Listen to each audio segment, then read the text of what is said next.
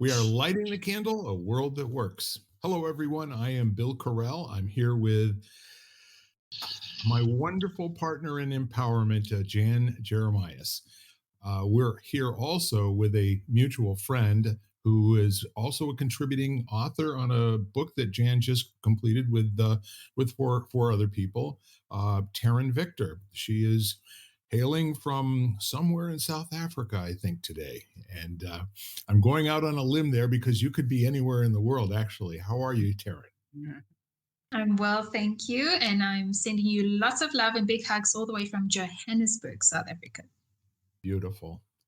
I love it. So, what we've been doing over the last few weeks, kind of update our folks at home and maybe a little bit of bringing you up to speed as well, Taryn. We've interviewed a couple of your co-authors, lovely conversations with two brilliant men. One was one of your compatriots from South Africa, and the other's a beautiful man from Ireland. And I think the conversations that we had were not only demonstrative of the work that they had done and put into their chapters, but I think it also did a great service in terms of getting the message out to other people in the layman's English, the King's English, understandably communicated, so that anyone can pick it up and read the book and get the full flavor of what the possibilities are. Yeah. That's what I absolutely love about this book that we've put together is that we've all supported it how we all write, the different styles of writing and all of that. We've kept it, allowed each other to just be unique. And that's what brought it together so beautifully, because at the end of the day, it just worked in harmony so beautifully. I think that's kind of like the master plan, isn't it? Show up, be authentic, see what happens. Usually it turns out pretty well for everyone involved. It works to the T. We were so surprised at the common threads that our stories had and how it all just effortlessly came together. It all just, Jan, I'm sure you will agree here, is that it just worked. Everything flowed beautifully. And that's how we knew that it was right, what we were doing. And I think that that's why the whole process itself was so beautiful. It wasn't only the writing, like our relationships, how much they grew based on reading each other's stories and how we got to know people in that realm. And we knew, we knew everybody anyway, to let's say how much we know each other for a few years online and meeting and sharing or whatever. But the stories kind of opened up a different part of every person that I think contributed. I think we got almost like this snapshot picture into their life, which a good story will do. And that was another thing that just sort of beautifully evolved. It wasn't only the book itself, it was our community of people, our simply live simply family just became so much more close knit because of it. So I do have a question, though. What's kind of interesting, the book that we're talking about is called Simply Becoming. It is available on Apple, and I think you can probably get it in a Kindle version. But I do, excuse me, on Amazon. Yes, Simply Becoming. Amazon, yeah. So here's my question to you. Is that a title that you intended from the beginning, or is this something that showed up after you shared each other's chapters? And the simply part was, we never chose the title yet. We just knew that our journeys of what simply, what simply means. And as we just let it, this is where the common threads that were mentioned came in, is that there was this common thread of becoming, that how each of our stories, one way or another, is a story of how we became to where we are today. And that's how we were like simply becoming, because the thing that brought us together, like Jan said, simply live simply, is just, what does simply live simply mean to you? And we wanted this book to be as simple and unique, as beautiful as possible, and for the process, and the process was that. And so simply becoming, and it worked. We were all like, yeah, that's it. So it was the writing the stories first, reading our stories, and then the title came afterwards. We didn't have the title from the beginning. We decided we're going to write this book, write our stories, and then the title came. Interesting. So, what would you say is the overriding theme to what you wrote, Taryn? So, my chapter is titled The Art of Becoming. And the overriding theme is becoming, because I literally share my story from the beginning. I share from my childhood certain events that shaped me. And Right. I am right now in the process of becoming. So I think that's the beauty of, that's why I call it the art of becoming, because I'm a creative, I'm artistic, I work in the arts and entertainment, I'm a content creator. So the art of becoming. So for me, becoming is a very central theme, because it's how I became the woman that I am today and still becoming. It's interesting. So, I'm sure you shared some particular events. I know that your story is quite interesting, having interviewed you twice before. But I do also want to, give you an opportunity here to maybe tease out, a little bit more depth what your message is in the simply becoming, because you've been leading a simple life for quite a long time, along with many other people that Jan associates with, who I've been very privileged to spend time with, including Wendy and others. But what's interesting to me is I think living simply means something different to somebody who's adopted it as a practice for life than somebody who hasn't. And if that's the case, how Mhm. would you describe it to someone who doesn't have a common definition of the language that y'all use? So I think with the word simply, it isn't really you if you read when you read our stories, it wasn't really simple. Our lives weren't really simple. There were events that were intertwined and all of that, but it was the simple nuggets and the simple ways of acceptance, or the simple ways of accepting an allowance, the simplicity of the process. Yeah, That's actually what the heart of our stories are, is to share stories into embracing the simple things, the simple joys in life, the simple process, allowing the process to flow. I think mhm, that's what the readers are going to take away. interesting. I do know that there's a very interesting branch of religion, the Mennonites and the Amish, who are really dedicated to having very simple lives, which means those things that God has given them to create with, they can do so. So they can have oil lamps, they can have wood fires, those sort of things. They build things with their hands. They become, consummate craftsmen and craftspersons, building everything from coaches to furniture to you name it. And it's a kind of a diminishing returns type of a religion, because a lot of the folks that are coming up through this generation are walking away from the simple life, and they're getting entangled in what's a lot more complicated. And it Mhm. seems to me, in looking at what you all have written in terms of the underlying art to it, if you will, that by stripping things down and really being able to process your life differently than when it was coming at you full bore and really nothing to do but react, it seems like there's this opportunity to kind of recreate yourself as somebody who has a position in time and space that's out to actually accomplish something, as opposed to just being buffeted around by events. That is so true. You touch on it very beautifully. So the subtitle to our book is Stories of Strength and Acceptance.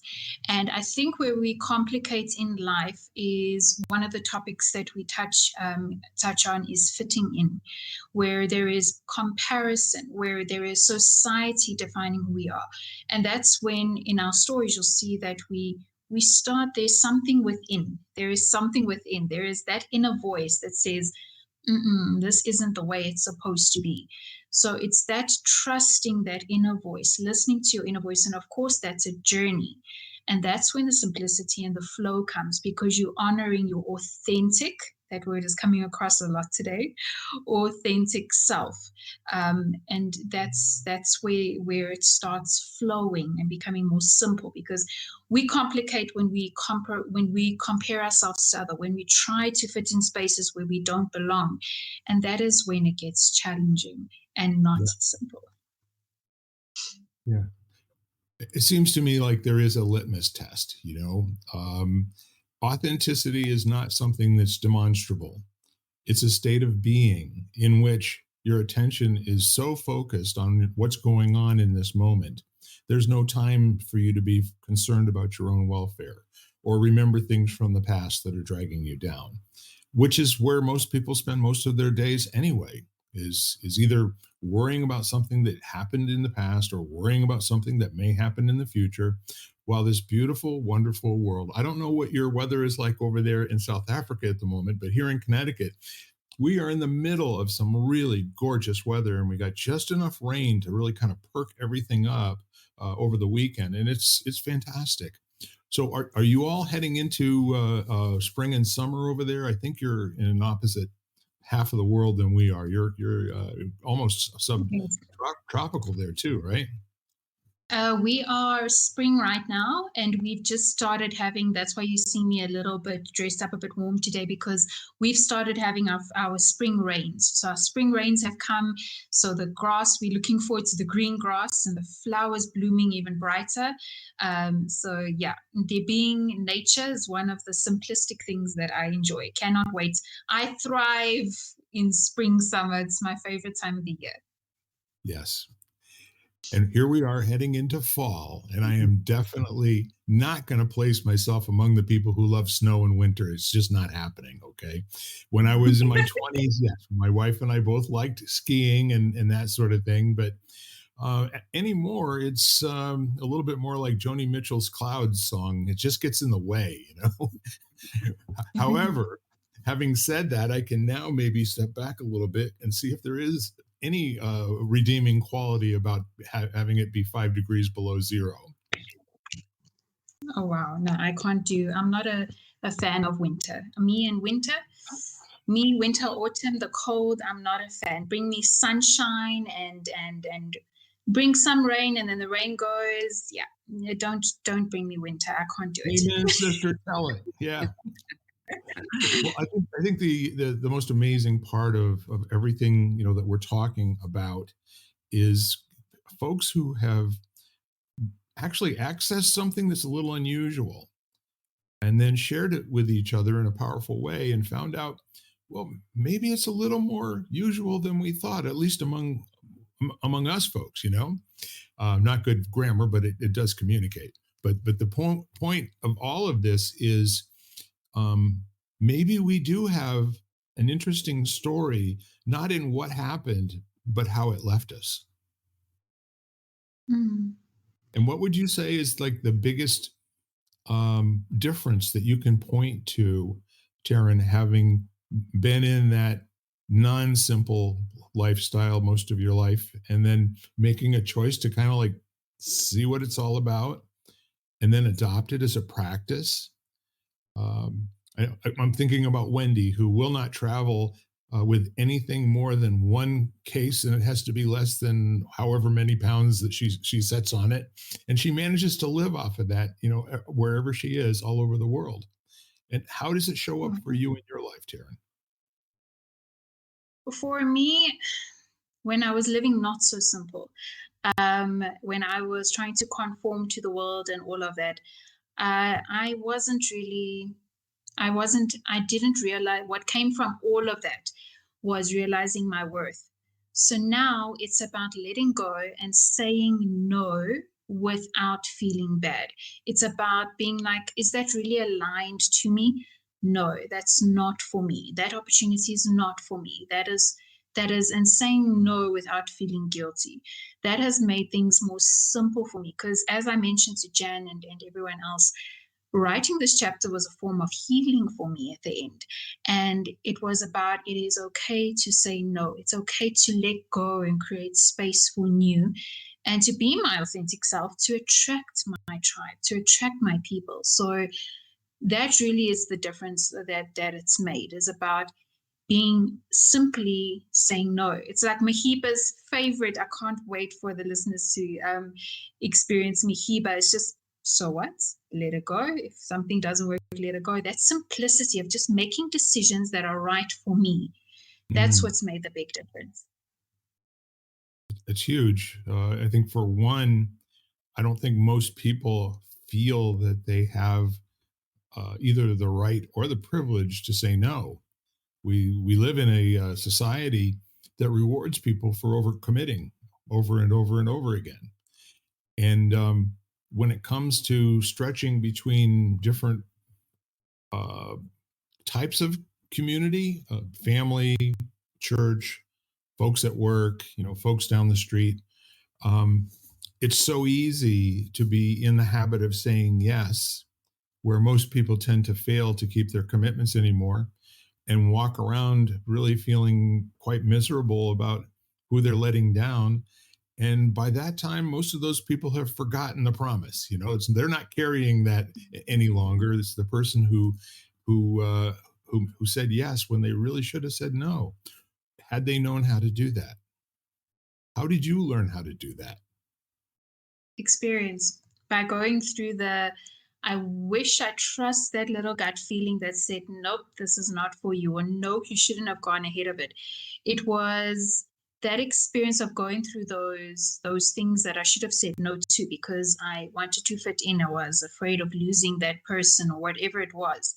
Yeah. I had to go through those lessons to understand what it would look like, and be like, I don't want more. I don't want that. I don't want that. I had to go through it in order to understand I don't want that in my life. Hmm.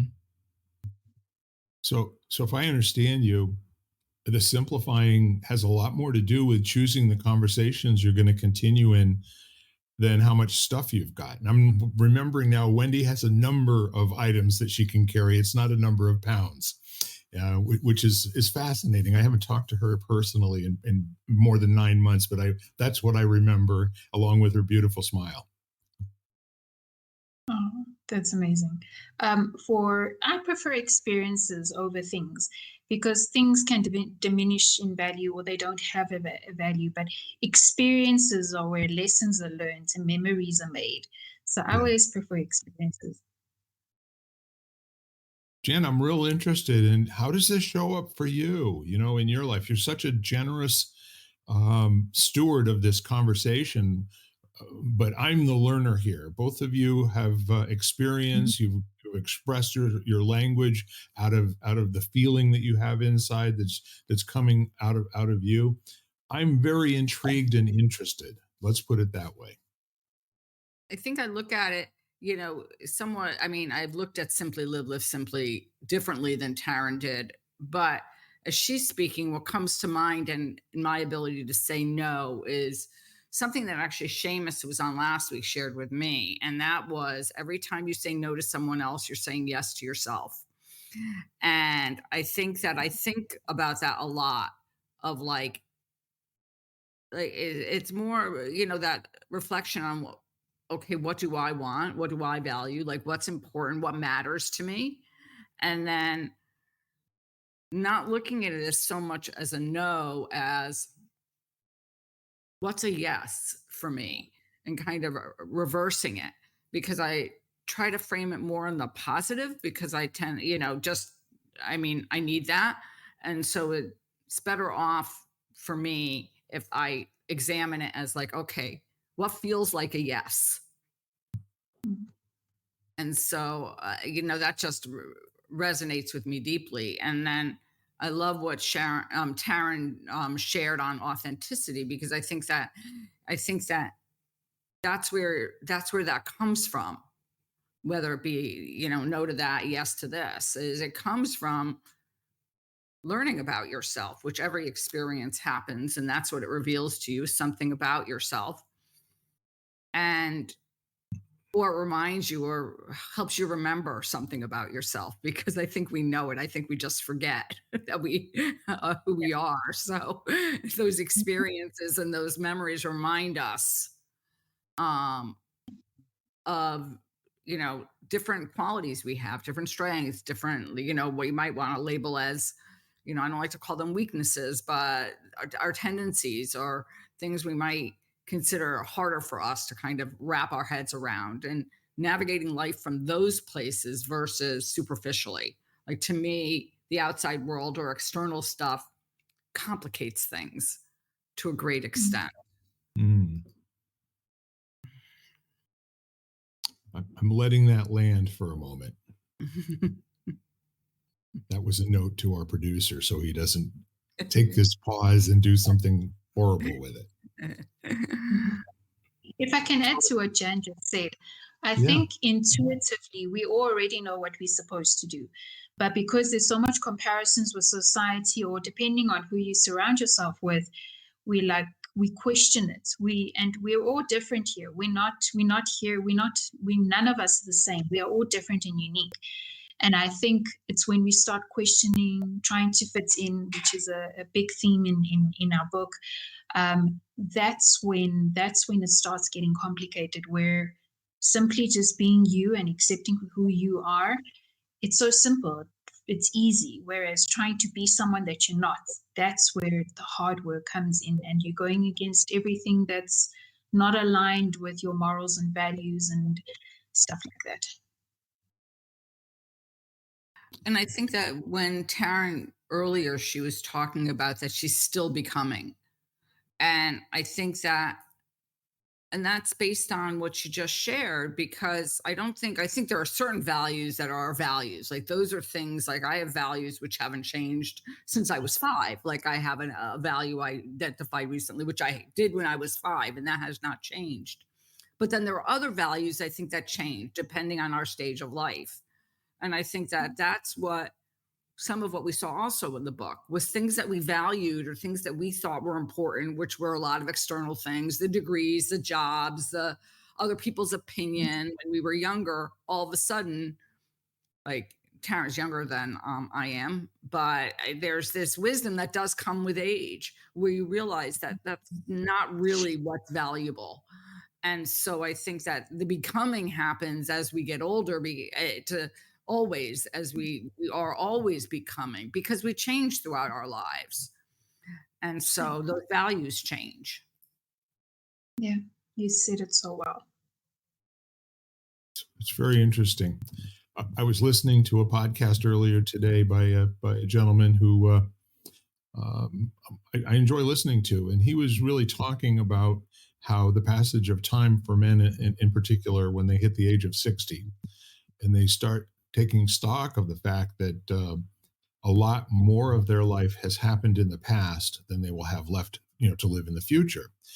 So along with that comes this uncertainty about which things are worth spending any time on, and is this really stealing my present from me when I really could be doing something that I absolutely love, and is it taking the place of having just plain peace available to me?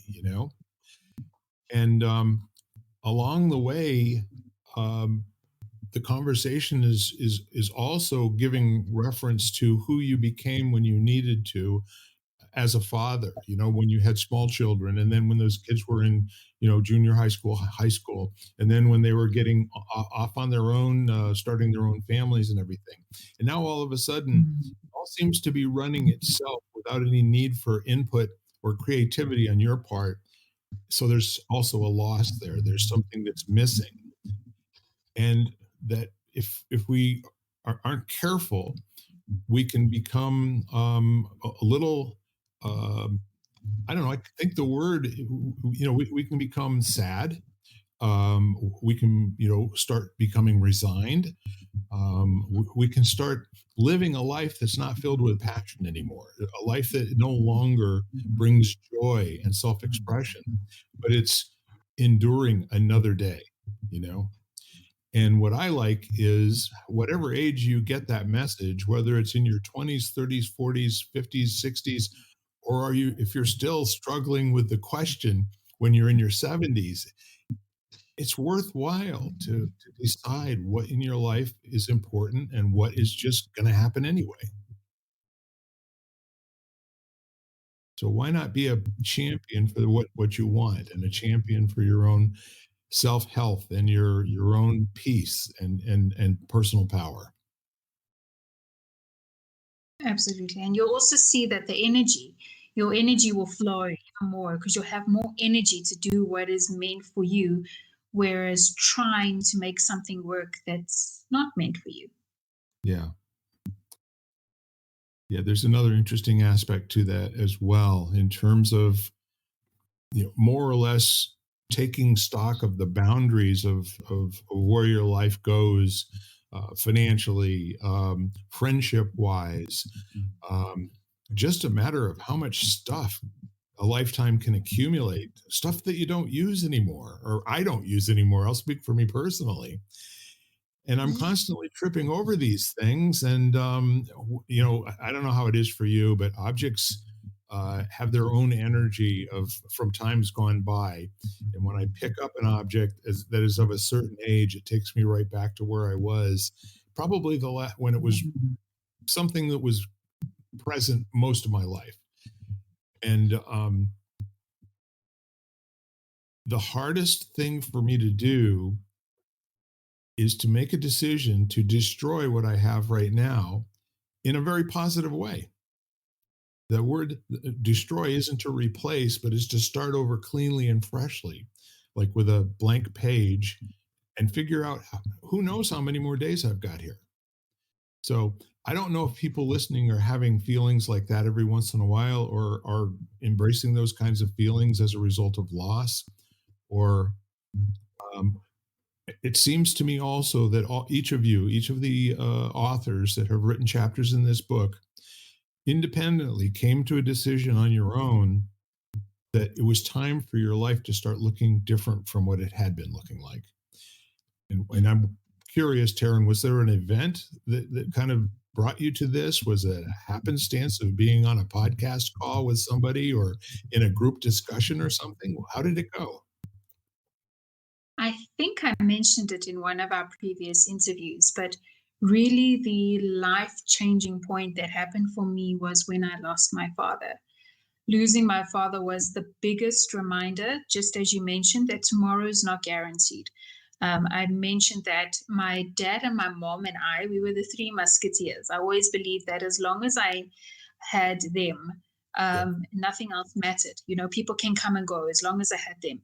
And when my dad passed, that was the biggest shock of my life. I was like, okay. It was like something broke in me. Something was like, maybe this is the destroying part that you mentioned. Something broke in me because prior to that, I was very shy, very quiet. I was afraid of judgment and taking chances. And when my father passed away, that completely changed for me because I was like, life is so short. Him and we had plans. I was talking about things that I wanted to do. And I was like, literally, I'm not going to waste my time caring about what people think. Although it took one or two events afterwards. I'm not going to share everything because you're going to have to buy the book to read that in the book. But that was the major change for me. It was like that destroying that you mentioned. That was when I was like, my father lived and worked hard for our family, and I'm going to fulfill what I promised, that we spoke about, the dreams, and then it's a lot of what I'm already pursuing and doing now. But it took that major loss in my life for me to, which me to finally allow myself to be the person I was meant to become. So the steps started from then, but it hasn't been easy. And there's been other events afterwards that helped me to grow and learn. But that was the first major turnaround. Very clear. Thank you. Jan, I don't even want to guess. We've had so many conversations about turning points in your life over the years. But I think in terms of the choosing to simplify and strip things down a little bit, where would you point to as being, kind of like the watershed, or the the pivotal period in your life when you've pretty much decided, that's the direction I want to go. I think for me, it was my divorce. Yep. That was um my pivotal moment, but I don't know that it was really a choice. I think that like it wasn't a choice in that like, oh my gosh, I have this dream. I'm going to pursue it because this happened and now I have to move on. It was much more I have no idea where I'm going. And um I was, completely disintegrated or destroyed and I had to rebuild. And all of a sudden, I think that I became very clear to me that that which was my foundation before was really not a foundation. And so then it was identifying and figuring out what it was that I wanted to build from, what was Sure. important, what I valued. Um, the- so that's where I was much more almost like a necessity at that point. And not that I did it quickly necessarily, and I didn't do it necessarily easily and gracefully. I mean, it was messy, Mhm. Interesting. Do I but have can I have your permission to read something that you wrote in the book, which is very touching to me, and I think would also be very appropriate at this point? Yeah, go for it, please. Jan, oh, sure. Yeah, I love go I for love it. this. I do want to share it with everybody. It's from Jan's chapter, Coming Home to Me, Soul Family. You may be blessed with a family of blood that shares your DNA.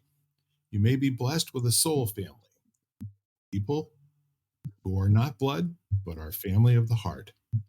These people enter your life not by accident, but by divine timing. These souls sent to you like angels who float on the winds of change and transformation, yours and theirs. There are some you may meet just once, and others that will forever be tied to your spirit. Your souls will merge, and together you will create an elaborately embroidered cloak that you both wear. Together, you will change the world. By Jan Jeremias. Absolutely love that. Thank you. That's a Yeah, powerful message to live into. And I think it actually, I think it prefers on all of those people around you just a whole lot of powerful statement into who you are and who they are in the world together. So, in what you were talking about, where the change came for you in your lifetime, I think that this is one of the most elegant ways of telling folks why it's worth your time and effort to love. Who knows how big it can get and who knows how much it can return on investment, right? Hmm. and I mean, if I can add on that, sorry, Jen, I just want to add on that is that Jan is probably one of the kindest people I know. She has the biggest heart. If Jan doesn't hear from me, I know I'm going to get a message and be like, "Hi, I haven't heard from you. What's going on?" That is how much she cares and how much she loves. So Yes.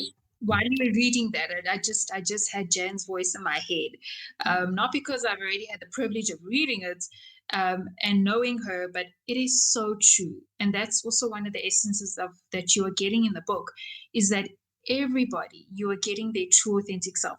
Jan is so kind and so loving. She does everything with love. So I just wanted to add on top of that. thank you. Excellent. Thank you both. I think that years ago, I had a part of the poem and that kind of philosophy was that years ago, I read something, and I think it was Mother Teresa, but it was really talking about her. And she said that the problem is we draw the lines of our family too narrowly. Like we sort of build these walls around, if you talk about belonging or fitting in, like we build these walls around ourselves of like, I belong here or I belong there, and that person is other. and this person is me. And she said the problem is we draw the boundaries of our family like, too strong, and really those boundaries should be much more malleable and flexible and porous, and really the boundaries of our family should extend to everybody. And I think that when I wrote that poem, I had that in mind. It was kind of like this feeling of like I've had people, both of you, and then others who have changed, whether they realized it or not, have changed my life forever. And some people came in temporarily, and some people came in with lessons. Like they weren't necessarily, oh my gosh, I love this person. Maybe it was the opposite, but they still influenced me in some way. Yeah. Yeah. Yeah, there's a lot of beauty in honoring other people, through your kind words. And the interesting part of, I hope that some people that are listening to this today are inspired to do some things you've not done for a while, or maybe not done before. But give it a shot. Give yourself an opportunity to express things a little bit differently. Do you know Joni Mitchell's story by any chance? Joni had polio when she was diagnosed with polio when she was 4 years old, and she actually couldn't walk without braces until she was 9, and she had extreme weakness in her hand. But during this period of time, between 4 and 9, she became really quite a great artist and was really, really good at painting watercolors, acrylics, that sort of thing. And so one day at school, her art teacher said, "You should try, you should try writing." And she said, "Well, I seem to be pretty good at painting pictures, and representing my ideas on paper." She said, "All writing is painting without a brush." Hmm. So Wow, that's give it a powerful. I'm not going to forget that. Yeah, you can look it up. I'm really not doing it justice, but it's what drove her for the rest of her life, and drove her to creating something not that was perfect, but what was a perfect representation of what she was feeling on the inside. And when you stop and you think and you listen to every word in every song that Joni's ever written, its place, its cadence, its onomatopoeia, all of that is so important to her that she's communicating not words, not ideas, but feelings. And she had me at hello, I'll tell you that, and one of my wife's favorite artists throughout all of the years too. But yep, painting words are painting without a brush. Taryn's writing is very much like that, though. I mean, it's very poetic and lyrical in her message, and I think she has the ability to do that in her chapter. I think it's quite clear that she really does have this gift of being able to, and and not necessarily a lot of words. So that's to me like really unique, because sometimes when people after you feel like choice of words and, like you said, Bill, cadence and things like play a part, because all of a Yes, sudden it doesn't mean that you have, you know, if there's 3 words to say something, then there's 3 words and you don't need 10, right. and I love that. And it also, I think of it almost, the process, and I think we all found this, um, was this process for us in the book of refining. It was kind of like, how can I say this better? And what would be, those kind of artful words, or describe this perfectly, without saying too much, just saying enough. So the person almost had to use their own feelings to kind of like they had to tap into themselves to get more out of what they were reading. Yes. Yeah, absolutely. That's what I love about the support that we had, is that we were there to support each other. We were there to say, what if you tried this angle or this angle? Or we could openly say, well, please let me know, what do you think? We had that support because we've grown to, I call us a family. We're a family. To me, we're a family. And like Jan has come to know me quite well, And so like I wrote those words down now, but we've built such that beautiful trust and openness that we could say, please let me know, what do you see that I don't see, or how do you think I could, say this better? And we had that trust, and that's what helped us refine it to the way that we had it in our minds, but it wasn't coming through across on paper. And it was just such a beautiful process. I love it.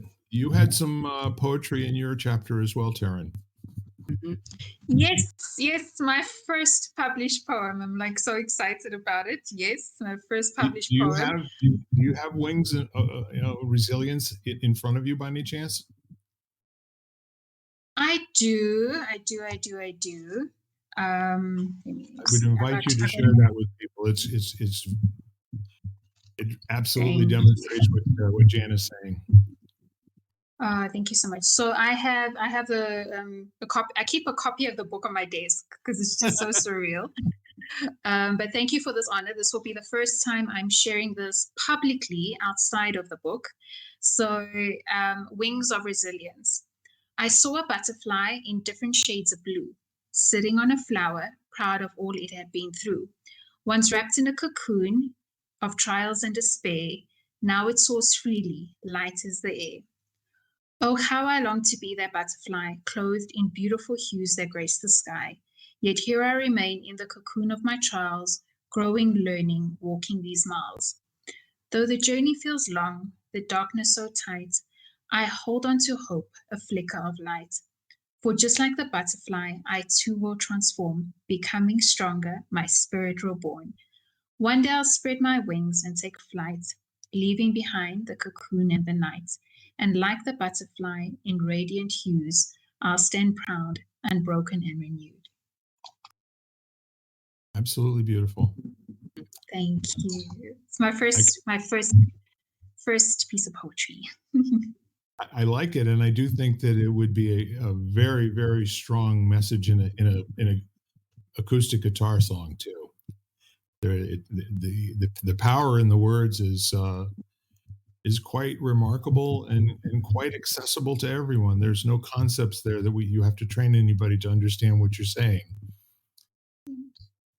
This is a kind of a shared experience for all of us, isn't it? In some ways. Mm-hmm. It is. I use the cocoon and the butterfly as a metaphor because we all, when you're in the cocoon, it's messy. The becoming the cocoon is a very messy process. It's messy, and then when you've been through all that you've faced and the challenges and you've overcame, you're going to be this beautiful butterfly, strong, authentic, in his or her brilliance. And so yeah, it was that poem is very dear to my heart. Thank you for allowing me to share here.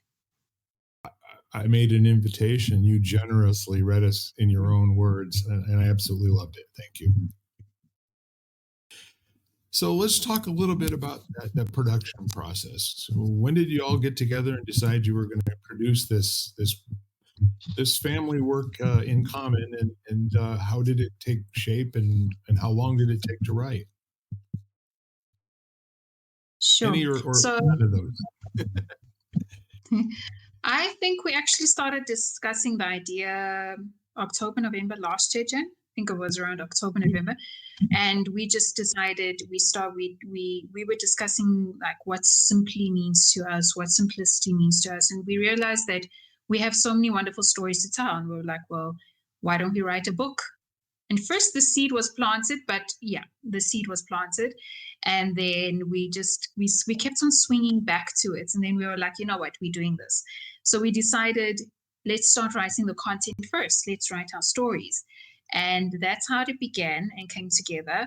And I think, we launched the Amazon Kindle edition. We launched that in June, and now in August. No, now in 2 weeks now we have the paperback edition. So you're looking at about 10 months, Jen. Yeah, about 9-10 months. Yeah, but I think the unique thing is that we came together first. Like we didn't come together and write the book. We came together first, and then the book kind of birthed out of our family, so to speak. Yeah. So I think that we had this shared outlook, belief, philosophy that we all found each other. And when I say like in my poem, like almost like by divine timing, it was kind of like the right people gathered and we lost a few people along the way who kind of didn't, just didn't resonate, but we found a really cohesive and really close knit group. And then we were like, oh, hey, what do we do with this? But we found each other before we wrote the book. Yeah. Interesting. So here we are. And any plans for a follow-on? Yes. Almost like you've done this before, isn't it? Well, we were just going to leave it there, but yeah, all I can say is just watch our space, watch our LinkedIn page, keep an eye on our pages if you're following us on social media or in our circles, because there's more to come. That's all I'm saying. I'm not saying anymore. This was just the beginning. Simply Becoming is just the beginning. Interesting. So will you continue to write it as a series of essays? As most of these read, as the diversity of the writing style and the tone of voice is refreshing. I think it's one of the things that I like the most about it. I actually liked it about the book that we worked together on, Jan, the Faces of Grief. It was quite different in a lot of different ways because it was, in my opinion, it was sharing thoughtfully, but not sharing in a jarring way, if you will. The difference in this book. This book was not about getting somebody to buy into the fact that you started out tough, that life was almost undoable for you. Although, some of this stuff could be read that way. And there's also a bit of underlying joy in every I call them essays. They're just starting off with a premise of sharing and making the points, and also accenting with appropriate poems and other little bits of reason and some jokes. To tell the truth, there's some opportunities to laugh at different parts in reading this. So I'm more or less trying to just can't wait for the next one to come out, in other words. Thank you. Yeah, it is exciting. And I think that I mean part of what, I think part of what I and Taryn touched on this earlier was this feeling of we each wrote how we wrote. And it wasn't like we got together afterwards and said, well, so and so wrote this way, I've got to change my style, or should we come in and have somebody who's like an editor somehow make it more similar, and so that it has like one voice. But in our authenticity, it is one voice. Yes. And there's room for more. And there's room for less, which is really an amazing part of it. If you added another author and took an author away, writing in the same style of their own voice, I think it would still be a very cohesive and really, really, I don't know. It's like we have a thing in the United States that's called goulash. Some people call it stew. But the point is, Taryn, the more you cook it, the more times that you reheat it, the better it tastes,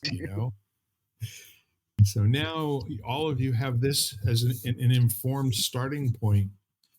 And I can't even wait to see, what the next question will be. What will you postulate? How will you decide what the background theme will be that you all get to express in your own unique way? Yeah. Yeah. We will be standing by for news. Absolutely. So we're getting close to the top of the hour. I'd like to give both of you ladies an opportunity for a few minutes. Anything that you think that we may have left out that's really valuable that you want to give to folks that are listening in?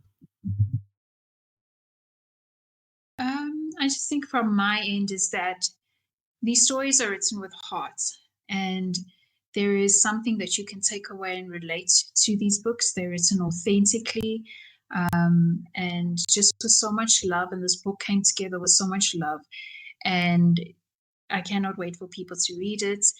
There's different topics like we've mentioned today, and that has been mentioned in other interviews. Someone can relate somewhere where they are in life to this book. And it's just a proud, beautiful, beautiful gift to the world that we have been able to give. And I'm just very excited to be able to share this. And I know Janice too. It's just a beautiful privilege and gift. Wonderful.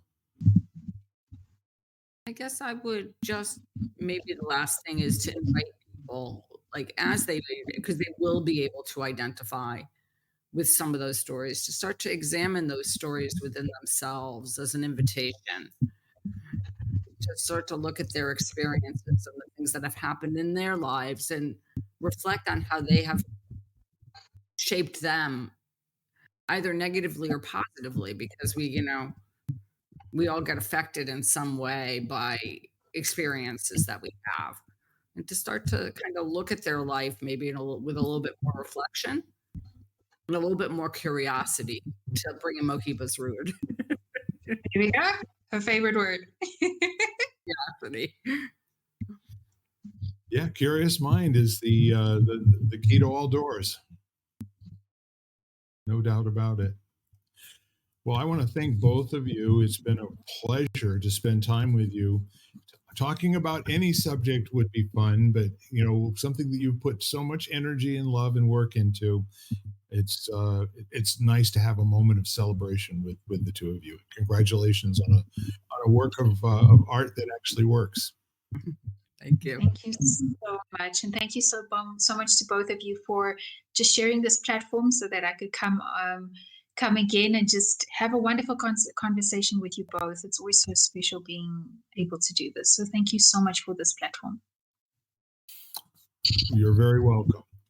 For one end, both of us, I will answer on Jan's behalf as well. Absolutely. We both have been very excited seeing your name on the list of folks that we get to hang out with again for a few minutes. Yay. Very nice. Mm-hmm. So I guess at this point, I'll just remind everybody who we are. We are Lighting the Candle, a world that works. And we do this most weeks, unless the world gets in the way. Sometimes it does. But also, there's a thing that we do every week, and I want to leave you with a thought. There are people in your life right now that really make a difference to you. Would you contact them, reach out some way, let them know that they're very valuable and that your world works because they're in it? And if they ever need you, all they need to do is call. I think with that said, bye for now, y'all. Bye-bye, everybody. Bye. You've been listening to Lighting the Candle, a world that works, part of the Xvadio podcast network. You can catch every episode of Lighting the Candle, as well as the rest of the network, at xvadio.com, the Apple Podcasts app, YouTube, Spotify, iHeartRadio, Audible, Amazon Music, and wherever you find podcasts.